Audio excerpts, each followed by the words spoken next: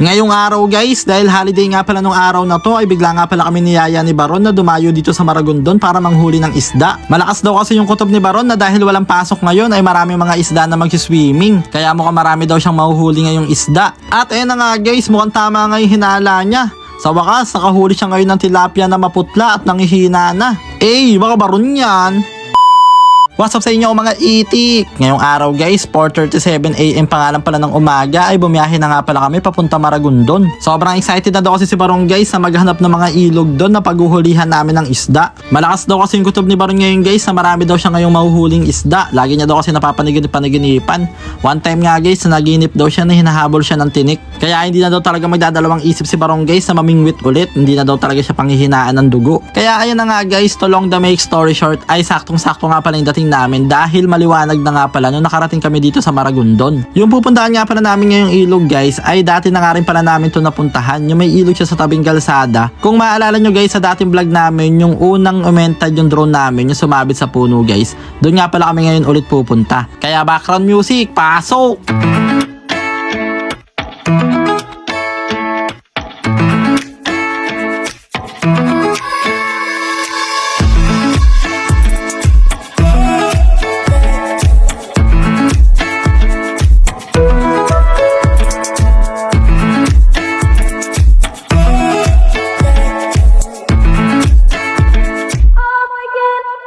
At ayun na nga guys, maya lang ay sa wakas nakarating na nga pala kami ngayon dito sa tabing ilog, sa tabing kalsada. Kaya ayun nga guys, dali-dali na bumaba agad dito sila Baron tsaka si Ace Philip Asis. Talagang palong-palumang huli ng isda. Napansin nga pala namin guys na yung ilog ngayon dito ay hindi siya ganun kalinaw kagaya ng dati.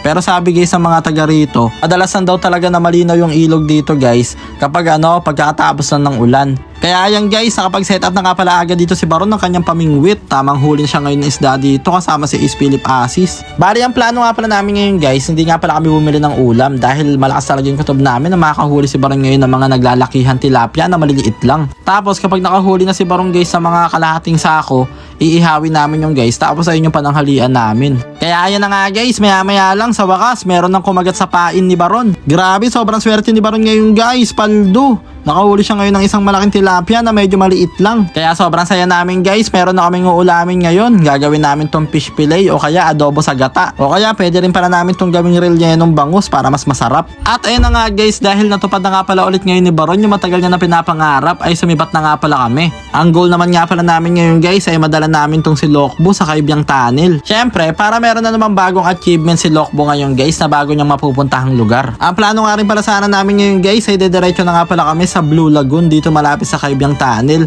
Kaso nga lang guys, sa kasamaan palad, nung pumunta kami doon, sabi na napagtanungan namin ay hindi daw pala available ngayon yung Blue Lagoon sa mga gantong buwan. Pero ayos lang yan guys, ang mahalaga, nakarating na nga pala ngayon si Lokbo dito sa Kaibyang Tunnel. Eto nga pala ang kanyang kauna-unahang first time na makarating dito guys. Baka Lokbo yan. At dahil nasayang na naman nga pala namin ngayon yung 3 minutes ang buhay nyo, kaya hanggang dito na lang muna. Maraming salamat sa panonood guys. I love you all.